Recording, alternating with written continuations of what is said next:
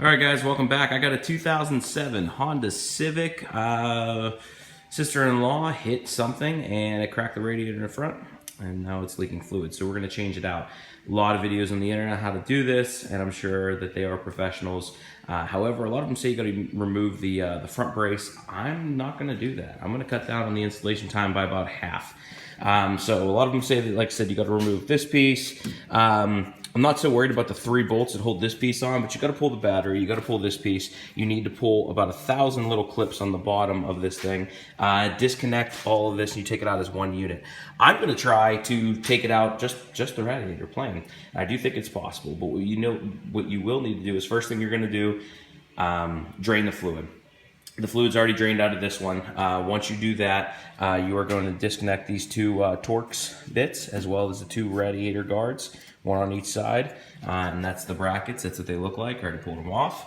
So there's on each side right there. Once you do that on those 2, you're going to remove these, I believe there are 10mm bolts that hold on the fan guards. And underneath, I'll show you, there's one clip that you have to unclip for the temperature sensor, for the thermostat. And this hose, which goes down, which I'm gonna do next, is disconnect that one. Then I disconnected these 2 hoses. Someone had this off before because these aren't the correct clamps. The correct clamps should look like that one right there. This one doesn't have it; just has the normal tightening clamps on it. So I know someone has had this out before. But essentially, the premise is I'm going to disconnect all that, and as soon as I disconnect the one on the bottom, this thing is going to come straight up and out, and I won't have to remove this whole bracket. I won't have to remove anything. So like I said, once again, you got to remove these 2 bolts, that you can get to flex, and then I removed the hood latch system, which is 2 bolts here. Disconnected the 4 bolts holding on the 2 different electrical fans. My fans are no problem. Obviously your fans are a problem. You're gonna have to pull them out. And then I disconnected the top radiator hose and the filler port hose, and now I'm going to go on the bottom and show you what it looks like. All right, guys, so going under the car now. I've moved this piece, which is the plastic, out of the way just so you can see everything. But you got your 2 fans. How they sit in there is just on these little feet. So once you undo the top bolts, they're completely loose. That's your drain. Turn it slightly and it'll start dripping, and then you can go slowly from there so you don't make a giant mess. And then once it's all gone, you can completely open it up, let it sit for a second. I pulled off the lower mount, and then here's that electrical connector you have to take off no matter what. So you're already under here. Might as well pull off the lower mount and do it this way. So now we're gonna go back up top, and I'm gonna pull, as you can see right now, the whole radiator itself is completely loose in there. Nothing's holding it in. It just sits in 2 rubber feet. Inside here and on the other side. So we're gonna go back up top, pull it back out. Well, sure as shit, that worked. As you can see, fans, everything staying in place. Didn't have to remove this guard.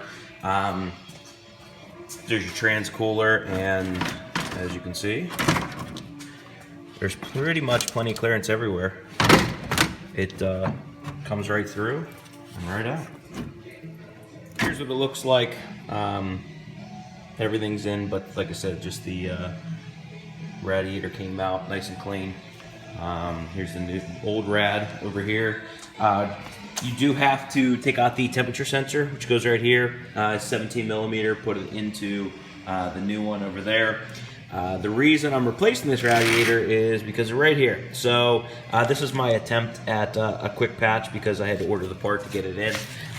But essentially, it cracked right here on like a hairline crack. And if I pulled out on that, you can see. I'll probably break the thing off.